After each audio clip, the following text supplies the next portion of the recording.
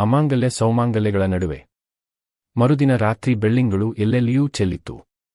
ಮದುವೆಯ ಮನೆಯ ಉತ್ಸಾಹವಾದರೂ ಎಲ್ಲೆಲ್ಲಿಯೂ ಹರಡಿತ್ತು. ಒಂದು ಕಡೆಯಲ್ಲಿ ಕೆಲವು ತರುಣರು ಸೇರಿ ಒಂದು ಸಂಗೀತ ಜಲಸಾವನ್ನು ಜರುಗಿಸುತ್ತಿರುವರು. ಹಿರಿಯರೆಲ್ಲರೂ ಸೇರಿ ಇನ್ನೊಂದೆಡೆ ರಘುರಾಮದಾಸರ ಹರಿಕಥಾ ಶ್ರವಣವನ್ನು ಮಾಡುತ್ತಿರುವರು. ರಾತ್ರಿ 12 ತಾಸು ಬಾರಿಸಿ ಹೋಗಿದ್ದರೂ ನಿದ್ರೆ ಮಾಡಬೇಕೆಂಬ ಯೋಚನೆಯು ಯಾರೊಬ್ಬರಿಗೂ ಇರುವಂತೆ ಕಾಣದು. ಮದುವಣಿಗಿತ್ತಿ ತಾರೆಗೂ ಸಹ ನಿದ್ದೆ ಬಾರದು. ಅವಳ ಸುತ್ತಲೂ ಅವಳ ಗೆಳತಿಯರು ಕುಳಿತು ಏನೇನೋ ಹಾಡುಗಳನ್ನು ಹೇಳುತ್ತಿರುವರು. ಹಾಡಿನ ಧ್ವನಿಯನ್ನು ಕೆಲವು ಬಾರಿ ಅವರ ಗೊಳ್ಳೆಂಬ ನಗುವು ಮುರಿಯುವುದು. ಕೆಲವು ಹಾಡುಗಳು ಮದುವಣಿಗಿತ್ತಿಯನ್ನು ಚೇಷ್ಟೆ ಮಾಡುವುದರ ಸಲುವಾಗಿಯೇ ಇರುವವು. ಕೆಲವು ವಧುವಿನ ಮುಂದೆ ವರನ ಕುಂದು ಕೊರತೆಯನ್ನು ಹೇಳುವ ಹಾಡುಗಳು. ಅಂತೂ ಹಾಡಾದರೆ ಸರಿ, ಕೇಳುತ್ತಿರುವ ತಾರೆಯ ಮನಸ್ಸಿನ ಸ್ಥಿತಿಯೇನಿದ್ದರೇನು? ಕೆಲವು ಹಾಡುಗಳನ್ನು ಕೇಳಿ ಅವಳಿಗೆ ಸಿಟ್ಟಿನಿಂದ ರೋಮಾಂಚನವಾಗುವುದು. ತನಗೂ ಹಾಡು ಕಟ್ಟಲು ಬಂದಿದ್ದರೆ ಇವರನ್ನೆಲ್ಲ ಅಣಕಿಸುವ ಒಂದು ಹಾಡನ್ನು ಹಾಡುತ್ತಿದ್ದೆನು ಎಂದಂದು ಕೊಳ್ಳುತ್ತಿದ್ದಳು. ಆದರೆ ಆ 4 ದಿನಗಳ ಮಟ್ಟಿಗೆ ಅವಳಿಗೆ ಕವಿತೆ ಬಂದರೂ ಉಪಯೋಗವಿಲ್ಲ. ಅವಳಿಗೆ ಹಾಡುವ ಅಧಿಕಾರವಿಲ್ಲ, ಕೇವಲ ಕೇಳುವ ಅಧಿಕಾರವಷ್ಟೇ. ಈ ಯಾವತ್ತೂ ಗದ್ದಲಗಳನ್ನು ಮಹಡಿಯ ಮೇಲೆ ಕುಳಿತುಕೊಂಡು ಮಾಲತಿಯು ಕೇಳುತ್ತಲೇ ಇದ್ದಳು. ಅಲ್ಲಲ್ಲಿ ಆ ಹಾಡುಗಳ ಮೇಳಕ್ಕೆ ಸರಿಯಾಗಿ ತನಗೆ ಅರಿವಿಲ್ಲದಂತೆ ಧ್ವನಿಗೂಡಿಸುವಳು. ಚೇಷ್ಟೆಗಳನ್ನು ಕೇಳಿ ನಗುವಳು. ಅವಳ ಮನಸ್ಸು ಈಗ ಹೇಗಿದೆಯೆಂದು ಅವಳಿಗೇ ತಿಳಿದಿಲ್ಲ. ಅಷ್ಟರಲ್ಲಿಯೇ ತಾಸು ಒಂದು ಬಾರಿಸಿತು. ಅದರ ಸದ್ದು ಅವಳನ್ನು ಸಿಡಿಲಿನ ಬಡಿತದಷ್ಟು ಚಿಕ್ಕಿತಳನ್ನಾಗಿ ಮಾಡಿತು. ಕುಳಿತಲ್ಲಿಂದ ಒಮ್ಮೆಗೆ ಜಿಗಿದು ನಿಂತಳು.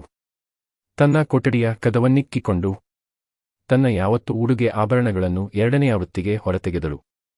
ಅದೇ ಜರತಾರಿಯ ಧಾರೆ ಸೀರೆಯನ್ನುಟ್ಟಳು. ರೇಷ್ಮೆಯ ಕುಪ್ಪಸವನ್ನು ತೊಟ್ಟಳು. ಮಧುಕರನಂಥ ಶ್ರೀಮಂತನ ಮಗಳು ತೊಡಬೇಕಾದಷ್ಟು ಚಿನ್ನಾಭರಣಗಳನ್ನೆಲ್ಲ ತೊಟ್ಟಳು. ತಾನು ಕದ್ದು ತಂದಿದ್ದ ಹೂವುಗಳನ್ನು ಮುಡಿದಳು. ಹಣೆಗೆ ತಿರುಗಿ ಕುಂಕುಮವನ್ನಿರಿಸಿಕೊಂಡಳು. ಅದೀಗ ಅವಳ ಶೃಂಗಾರವು ಸಂಪೂರ್ಣವಾಯಿತು. ಕೃತಕ ಶೃಂಗಾರವೆಷ್ಟು ಬೇಕೋ ಅಷ್ಟನ್ನು ಸಜ್ಜಾಗಿ ಧರಿಸಿದಳು. ಒಮ್ಮೆ ತನ್ನ ಸೌಂದರ್ಯವನ್ನು ಕೊನೆಯ ಬಾರಿಗೆ ನಿರೀಕ್ಷಿಸುವೆನೆಂದು ಉರಿಯುತ್ತಿದ್ದ ದೀವಿಗೆಯ ಬಳಿಯಿರುವ ಕನ್ನಡಿಯ ಮುಂದೆ ನಿಂತಳು. ತೀರ ನಿಷ್ಠುರ ಕನ್ನಡಿ. ರತಿಯ ಉಡುಗೆಯ ಬೆಳಗಿನಲ್ಲಿ ಕುಂದಿದ ಮುಖವನ್ನದು ಪ್ರತಿಬಿಂಬಿಸಬೇಕು. ಆ ಮೋರೆಯನ್ನು ಕಂಡು ಮಾಲತಿಗೆ ಅದು ತನ್ನದಲ್ಲವೆಂದೇ ತೋರಿತು. ಆಹುದೋ ಅಲ್ಲವೋ ಎಂದು ತನ್ನ ಮೋರೆಯ ಮೇಲೆ ಕೈಯನ್ನಿರಿಸಿದಳು. ನಿಜ, ತನ್ನದೇ ಮೋರೆ ತನ್ನ ಕತ್ತಿನ ಮೇಲೆಯೇ ನಿಂತಿದೆ. ಅದನ್ನು ಕಂಡು ಅವಳಿಗೆ ವ್ಯಥೆಯಾಯಿತು. ತನ್ನ ಮದುವೆಯ ದಿನ ತಾನು ತೋರಿದ ಹರ್ಷವನ್ನೆಲ್ಲ ಈಗಲೂ ತೋರಿಸಬೇಕೆಂದು ಅವಳು ಪ್ರಯತ್ನಿಸಿದಳು. ಕನ್ನಡಿಯ ಮುಂದೆ ನಿಂತು ನಗಲೆತ್ನಿಸಿದಳು. ಎಂಥ ವಿಕಟವಾದ ನಗು! ಬಾಡಿ ಮುದುರಿದ ಹೂವನ್ನು ಕೈಯಿಂದ ಬಿಡಿಸಿ ಅರಳಿಸಿದಂತೆ ಕಂಡಿತು. ತಿರುಗಿ ಮದುವೆಯ ದಿನದ ನಗು ಮೊಗವನ್ನು ಅವಳು ತಾರದಾದಳು.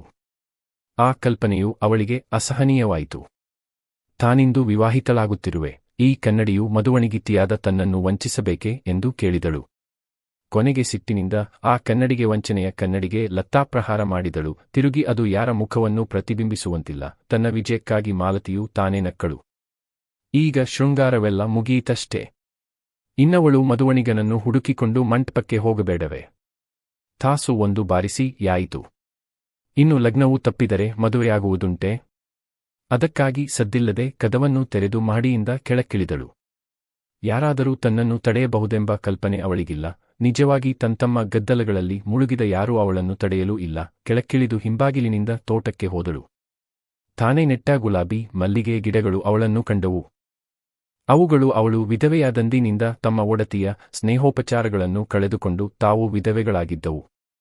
ಅವುಗಳನ್ನು ಕಂಡು ಮಾಲತಿಯು ಅಳತೊಡಗಿದಳು. ತಾನು ಇದುವರೆಗೆ ಅವಕ್ಕೆ ನೀರೆರೆಯದೆ ಇದ್ದ ತಪ್ಪಿಗಾಗಿ ಕಣ್ಣೀರನ್ನು ಎರೆದಳು. ಅಷ್ಟರಿಂದಲೇ ಅವು ತೃಪ್ತವಾಗವೆಂದು ಅವುಗಳ ಹೂವುಗಳನ್ನು ಮುಡಿಯುವ ಯೋಚನೆ ಮಾಡಿದಳು. ಆದರೆ ಹೂವುಗಳಿರಲಿಲ್ಲ. ಕೊನೆಗಿಷ್ಟು ಎಲೆಗಳನ್ನು ಕಿತ್ತು ತಲೆಯಲ್ಲಿ ತುರುಕಿಕೊಂಡಳು. ಈಗವಳ ಶೃಂಗಾರವು ಪೂರ್ಣವಾಗಿರಬೇಕು. ಅದಕ್ಕಾಗಿ ಅವಳು ಮನೆಯ ಹಿತ್ತಿಲನ್ನು ದಾಟಿ ಮುಂದೆ ಸರಿದಳು. ದೂರದಿಂದ ಇನ್ನಾವುದೋ ವ್ಯಕ್ತಿಯು ಅವಳ ಹೆಜ್ಜೆಯನ್ನು ಅನುಸರಿಸುತ್ತಿತ್ತೆಂದು ಕಂಡಿತು. ಅವಳಿಗೂ ಆ ಸಂಶಯವೂ ಬಂದಿತು. ಅದಕ್ಕೆ ಅಂಜಿ ಅವಳು ತನ್ನ ವಿವಾಹವನ್ನು ಮರೆಯುವಳೆ. ಮಂಟಪವು ಬಂದೇ ಬಂದಿತು. ಊರ ಕೆರೆ ಕಲ್ಲಿನ ದಂಡೆಯ ಮೇಲೆ ನಿಂತಳು. ತೃಪ್ತಿಯಿಲ್ಲದೆ ತನ್ನ ಪತಿಯನ್ನು ಕಾಣಲು ಒಂದೊಂದೇ ಸೋಪಾನವನ್ನಿಳಿದು ನೀರತಡಿಗೆ ಹೋಗಿ ನಿಂತಳು. ಬೆಳದಿಂಗಳ ನೀರಿನಲ್ಲಿ ಮಾಲತಿಗೆ ಪತಿಯ ಬಿಂಬವು ಕಾಣಿಸಿತು. ಅವಳಾಗ ಅದು ತನ್ನ ಪತಿಯೆಂದೇ ತಿಳಿದು ನಕ್ಕಳು. ಅವನ ಕೊರಳಿಗೆ ಹೂಮಾಲೆಯನ್ನು ಹಾಕುವೆನೆಂದಳು. ಆದರೆ ಅದನ್ನು ತರುವಷ್ಟು ಸ್ಮರಣೆ ಅವಳಿಗಿದ್ದಿರಲಿಲ್ಲ. ತಿರುಗಿ ತರಲು ಹೋದರೆ ಶುಭಮುಹೂರ್ತವೂ ಕೆಟ್ಟಿತೆಂದು ಅವಳು ತಾನು ಮುಡಿದ ಹೂವುಗಳನ್ನು ತನ್ನ ಬೊಗಸೆಯಲ್ಲಿ ಹಿಡಿದುಕೊಂಡು ಸುಲಗ್ನ ಸಾವಧಾನ ಎಂಬ ಮಂತ್ರವನ್ನು ತಾನೇ ಉಚ್ಚರಿಸಿ ತನ್ನ ವರನನ್ನು ತಬ್ಬಿಕೊಂಡಳು. ಅದೇ ಕ್ಷಣದಲ್ಲಿ ವಧೂವರರು ಒಂದಾದರು. ಅರೆಕ್ಷಣದಲ್ಲಿ ಇಬ್ಬರೂ ಕಣ್ಣರೆಯಾದರು. ಮಾಲತಿಯ ಆನಂದದ ಸಮಾಧಿಯದು. ತಿರುಗಿ ಆ ಸಮಾಧಿಯಿಂದ ತಾನು ಏಳುವುದಿಲ್ಲವೆಂದು ಅವಳು ತಿಳಿದಿದ್ದಳು. ಆದರೆ ಇಷ್ಟವಿಲ್ಲದೆ ಕಣ್ಣೆರೆಯುತ್ತಾಳೆ. ತಾನು ನಿಜವಾಗಿ ಓರ್ವ ತರುಣನ ಕೈಗಳ ಮೇಲೆ ಒರಗಿ ಮಲಗಿರುವುದನ್ನು ಕಾಣುತ್ತಾಳೆ. ಅವನೇ ತನ್ನ ಪತಿಯೆಂದು ತಿಳಿದಳು. ಆ ಭಾವನೆಯಿಂದ ಅವನನ್ನು ತಬ್ಬಿಕೊಂಡಳು. ಹೆಚ್ಚೇನು, ಪೂರ್ಣ ಪ್ರೇಮದಿಂದ ಚುಂಬಿಸಿದಳು. ಇದು ತರುಣನಿಗೆ ಅಸಹನೀಯವಾಯಿತು. ಇಷ್ಟೆಲ್ಲ ಆಗುವುದೆಂದು ಅವನು ತಿಳಿದಿರಲಿಲ್ಲ. ಗೆಳೆಯರ ಚೇಷ್ಟೆಯಿಂದ ಬೇಸರಗೊಂಡ ಅವನು ಹೂದೋಟದಲ್ಲಿ ಏಕಾಂತವಾಗಿ ಆನಂದಿಸುವೆ ಎಂದು ಬಂದಿದ್ದನು. ಅಲ್ಲಿ ಮಾಲತಿಯ ದರ್ಶನದಿಂದ ಇವನ ಏಕಾಂತ ಭಂಗವಾಯಿತು. ಅವಳ ಉಡುಗೆಯನ್ನು ಕಂಡು ಚಕಿತನಾದನು. ನಿಜವನ್ನು ಹೇಳುವುದಾದರೆ ಅವಳು ವಿಧವೆಯಾದ ಮೇಲೆ ಅದೇ ಬೆಡಗಿನ ಒಡವೆಗಳಲ್ಲಿ ಅವಳನ್ನು ಕಾಣಬೇಕೆಂಬುದು ಅವನ ಅಂತರಂಗದ ಇಷ್ಟವಾಗಿತ್ತು. ತಾರುಣ್ಯದ ಸೊಕ್ಕಿನಿಂದೆನ್ನಿ, ಕಾಮುಕತೆಯಿಂದೆನ್ನಿ, ವಿಲಾಸವಯ್ಯಾರಗಳಿಂದೆನ್ನಿ ಅವನು. ಮಾಲತಿಯು ವಿಧವೆಯಾದ ಮೇಲೂ ಅವಳನ್ನು ಒರೆಗಣ್ಣಿನಿಂದ ಹಲವಾವೃತ್ತಿ ಕಂಡವನು. ಆದರೆ ಮಾಲತಿಯು ಅವನ ಪ್ರಾರ್ಥನೆಗಳಿಗೆ ಪ್ರತಿಧ್ವನಿಯನ್ನೂ ಕೊಟ್ಟಿರಲಿಲ್ಲ. ಮದುವೆಯ ನೆಪದಿಂದಲಾದರೂ ಅಲ್ಲಿಗೆ ಬಂದು ಅವಳೊಡನೆ ತನ್ನ ಅಂತರಂಗವನ್ನು ಬಿಚ್ಚಿ ಹೇಳುವ ಸಾಹಸ ಮಾಡುವೆನೆಂದು ಮಧುಕರನಲ್ಲಿಗೆ ಬಂದು ಹೊಂಚು ಹಾಕುತ್ತಿದ್ದನು. ಮದುವೆಯ 2 ದಿನಗಳು ಸಂದುವು. ಮಾಲತಿ ಮಾತ್ರ ಹೊರಬೀಳಲಿಲ್ಲ. ಅದೇ ಬೇಸರವು ಅವನ ತಲೆಯಲ್ಲಿ. ಅದೇ ಯೋಚನೆಯಿಂದವನು ತಪ್ಪಿಸುತ್ತಿದ್ದುದರಿಂದ ಗೆಳೆಯರ ಆನಂದವನ್ನು ಸಹಿಸಲಾರದೆ ಬೇಸರಗೊಂಡು ತೋಟವನ್ನು ಸೇರಿದನು. ಈಗ ಒಮ್ಮೆಗೆ ಈ ರೀತಿ ಅನುರಾಗವನ್ನು ತೋರಿಸುವ ಮಾಲತಿಯು ಅವನ ಕೈಗಳಲ್ಲಿ ಬಿದ್ದರೆ ಅವನಿಗೆಷ್ಟು ಆನಂದವಾಗಬೇಡ. ಆದರೆ ಅವಳೊಡನೆ ಮಾತನಾಡುವ ಇಲ್ಲವೇ ಅವಳನ್ನು ಸಂಭಾಳಿಸುವ ಸಾಹಸವು ಅವನಿಗೆ ಉಂಟಾಗಲಿಲ್ಲ. ಎಲ್ಲಾದರವಳು ಪ್ರಫುಲ್ಲ ನನ್ನನ್ನು ನೀರಿಂದೇತಕ್ಕೆ ತೆಗೆದೆ ಎಂದು ಕೇಳಿದರೆ ಎಂಬ ಅಂಜಿಕೆ. ಪ್ರಣಯಿನಿಯ ಪ್ರೇಮವು ಮರಳಿ ಸಿಗುವ ತನಕ ಪ್ರಣಯಿಗಳ ಅಂಜಿಕೆಯು ಅಷ್ಟಿಷ್ಟಲ್ಲವೆಂದು ತೋರುವುದು. ಸರಿ, ಇವನೆಣಿಸಿ ದಂತೆಯೇ ಆಯಿತು. ಮಾಲತಿಯು ಅಷ್ಟೆಲ್ಲ ಮಮತೆಯನ್ನು ತೋರಿದರೂ ಇವನು ಸುಮ್ಮನಿರುವುದನ್ನು ಕಂಡು ಅವಳಿಗೆ ಇವನು ತನ್ನ ಪತಿಯಲ್ಲವೆಂದು ಕಂಡಿತು. ಹಿಂದೆ ತಾನು ಆತ್ಮಹತ್ಯೆಗಾಗಿ ನೀರಲ್ಲಿ ಧುಮುಕಿದ ಸ್ಮರಣೆಯಾಯಿತು. ಮೈಯ ಬಟ್ಟೆಯಿಂದ ನೀರು ಜಿನುಗುತ್ತಿರುವುದು ತೋರಿತು. ಆದರೆ ತನ್ನನ್ನು ಆಧರಿಸಿದ್ದ ತರುಣನ ಬಟ್ಟೆಗಳು ಒದ್ದೆಯಾಗಿವೆ ಎಂದು ತೋರಿತು. ಕೊನೆಗವಳು ಏನೂ ತಿಳಿಯಲಾರದೆ ನೀನಾರು? ನನ್ನ ಪತಿಯಲ್ಲವೇ ಎಂದು ಕೇಳಿದಳು. ತರುಣನು ಅಲ್ಲ ವೆಂದನು. ಮಾಲತಿ, ಹಾಗಾದರೆ ನೀನೇಕೆ ನನ್ನನ್ನು ನೀರಿನಿಂದ ಹೊರಕ್ಕೆ ತೆಗೆದೆ? ನನ್ನ ವಿವಾಹವನ್ನೂ ಕಡಿದೆ. ಪ್ರಫುಲ್ಲ, ಮಾಲತಿ, ನೀನು ಆತ್ಮಹತ್ಯೆಯನ್ನು ಮಾಡುವುದನ್ನು ಕಂಡು ಸಹಿಸಲಾರದೆ ನಿನ್ನನ್ನು ಮೇಲಕ್ಕೆತ್ತಿ ಬದುಕಿಸಿದೆ. ಮಾಲತಿ, ಬದುಕಿಸಿದೆ? ಬದುಕಿಸಲು ಸತ್ತವರಾರು?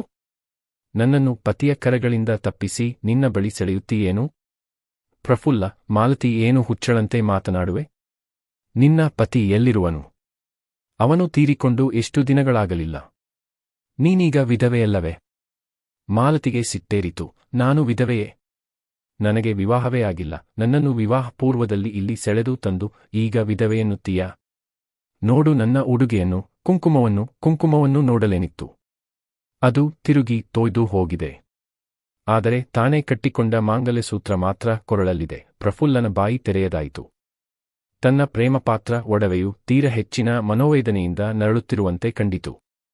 ತನ್ನರಿಗಣ್ಣಿನ ಪ್ರಾರ್ಥನೆಗಳನ್ನು ಇದುವರೆಗೆ ಅವಳು ನಿರಾಕರಿಸಿರಲು ಅಂಥ ಸ್ಥಿತಿಯಲ್ಲೂ ಈಗವನು ಬಾಯಿ ತೆರೆದು ನನ್ನನ್ನು ಪ್ರೀತಿಸು ಎನ್ನಲು ಬರುವುದೇ?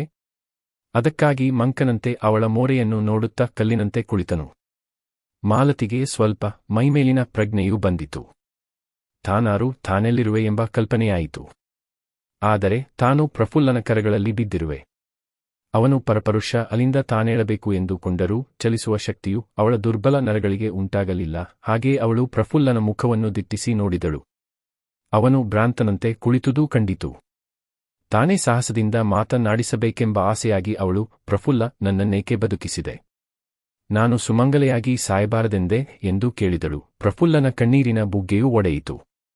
ಪ್ರಫುಲ್ಲ, ಏನು ಸುಮ್ಮನಿರುವೆ? ಯಾರಿಗಾಗಿ ನಾನು ಬದುಕಬೇಕು? ಯಾರಿಗಾಗಿ ಬಾಳಬೇಕು? ಹೇಳು. ಪ್ರಫುಲ್ಲ ಅಳುವಿನ ಮಳೆಯಲ್ಲಿ ನೆನೆಯುತ್ತಿರುವನು. ಪ್ರಫುಲ್ಲ, ನನ್ನನ್ನುಳಿಸಿ ನಿನಗೇನಾಗಬೇಕು? ನನ್ನನ್ನು ಸಾಯಗೊಡು, ಯಾರಿಗೂ ಬೇಡದ ಪ್ರಾಣಿಯೂ ನಾನು. ಇದಕ್ಕೂ ಅವನು ಸುಮ್ಮನಿರಬಲ್ಲನೆ? ಸಾಯಬಾರದು, ನನಗಾಗಿ ನೀನು ಬದುಕಬೇಕು. ಮಾಲತಿ, ನೀನು ಜಗತ್ತಿನ ಪಾಲಿಗೆ ನಾನು ವಿಧವೆಯೂ ಅಮಂಗಲ ಒಡವೆಯೂ ಶುಭದಿನಗಳಲ್ಲಿ ಹೊರಬೀಳಲೇ ಬಾರದ ಅಪಶಕುನವು. ಇಂಥ ನಾನು ಮಾಲತಿ, ಜಗದ ಪಾಲಿಗೆ ನೀನು ಅಮಂಗಲೆಯಾದರೆ ನನ್ನ ಪಾಲಿಗೆ ಸುಮಂಗಲೆಯು, ಅವರ ಪಾಲಿಗೆ ವಿಧವೆಯಾದರೆ ನನ್ನ ಪಾಲಿಗೆ ಸದವೆಯು, ಅವರ ಪಾಲಿಗೆ ಅಪಶಕುನವಾದರೆ ನನ್ನ ಪಾಲಿಗೆ ಸುಶಕುನವು. ಆದುದರಿಂದ ನೀನು ಸಾಯಬಾರದು. ನನಗಾಗಿ ಬದುಕಬೇಕು. ಹಾಗಾದರೆ ನೀನು ನನ್ನವನೇ? ಅಹುದು. ಅವರಾಡಿದ ಮಾತುಗಳಿಗೆ ಜಗತ್ತು ಯಾವ ರೀತಿಯ ಅರ್ಥವನ್ನು ಮಾಡುವುದೆಂದು ಅವರಿಗೆ ತಿಳಿದಿದೆಯೇ? ಅವರೀರ್ವರು ಇಂದು ತಮ್ಮದೇ ಜಗತ್ತಿನಲ್ಲಿ ಕುಳಿತಿರುವಂತೆ ಕಾಣುವುದು. ಇದುವರೆಗೆ ಅವಳಿಗೆ ಪ್ರೇಮವೇನೆಂದು ತಿಳಿದಿರಲಿಲ್ಲ. ಅವಳ ಮೊದಲನೆಯ ಮದುವೆಯ ಆಸೆಯು ತಾನು ವಿಲಾಸ ವೈಭವಗಳಲ್ಲಿ ನಲಿಯುವ ಆಸೆಯಾಗಿತ್ತು. ಈಗ ಅವಳು ನುಡಿಯುತ್ತಿರುವುದು ಪ್ರೇಮದಿಂದ. ಪ್ರಫುಲ್ಲ, ನೀರಿನಿಂದ ನನ್ನನ್ನುಳಿಸಿ ದವನು ನೀನು. ನಿನಗಾಗಿ ನಾನು ಬಾಳುತ್ತೇನೆ ಹೀಗೆಂದು ಪ್ರಫುಲ್ಲನನ್ನು ಮುದ್ದಿಟ್ಟಳು. ಪ್ರಫುಲ್ಲನು ಯಂತ್ರದಂತೆ ಅವಳ ಕಪೋಲವನ್ನು ಕೈಯಿಂದ ಸವರಿದನು.